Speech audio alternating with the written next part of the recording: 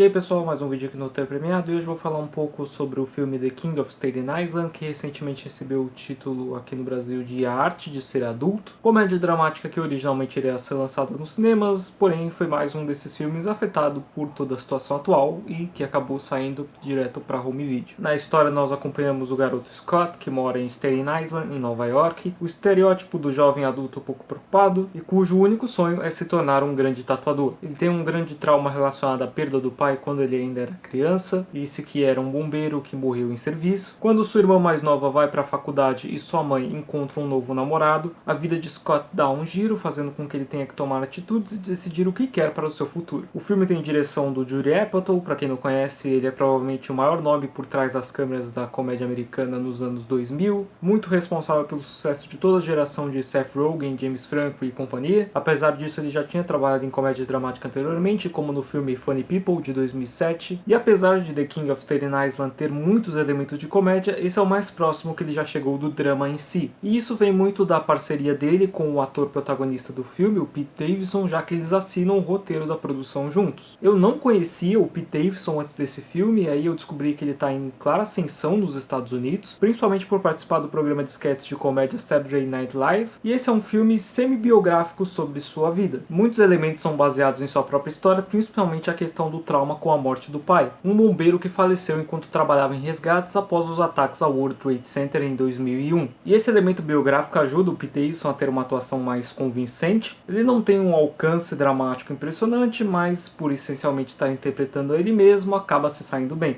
Inclusive, todas as atuações são muito boas, o elenco de apoio é ótimo, com destaques para Marisa Tomei, que interpreta a mãe do Scott, uma mulher que se preocupa muito mais com a situação dos filhos do que com a dela própria, a Belle Powley, que faz uma espécie de namorada do personagem, que está excelente, apesar de ser desperdiçada na trama, e destaque principalmente para o Bill Burr, que é conhecido por ser um comediante stand-up, e aqui ele mostra uma qualidade para atuação dramática que eu honestamente não esperava ver dele. E apesar de todos os elementos inseridos pelo Pete Davidson, a história segue um caminho muito familiar de outras obras da filmografia do Judd Apatow. Ele sempre trabalhou com esses tipos de histórias, com protagonistas jovens adultos que não sabem muito qual o seu rumo na vida, que na maioria das vezes estão muito mais preocupados em fumar e se divertir do que com as responsabilidades da vida, e que vão amadurecendo emocionalmente conforme a história vai avançando. E todos esses pontos citados poderiam formar um grande filme se não fossem dois problemas principais: edição e ritmo. Esse é um problema constante em todos os filmes dirigidos pelo Judd Apatow, parece que ele não aprende com os erros. Todos os filmes dele têm mais de 2 horas de duração, todos os filmes dele são muito inchados. O próprio Funny People de 2007, que eu citei, é um filme de 2 horas e 40 praticamente, que poderia ter facilmente 1h50, 1h55. E aqui o mesmo problema acontece, é um filme de 2 horas e 20 que poderia muito bem ser facilmente com uns 30 minutos de duração a menos. Ele cria várias subtramas que não são inseridas organicamente na narrativa, que quebram o ritmo que a história está sendo contada e muitas vezes nem contribuem direito para o resultado final. Como quando eu falei da atuação da Belle Powley, é o caso dela, a subtrama dela fica totalmente picotada no filme, a própria questão da relação do Scott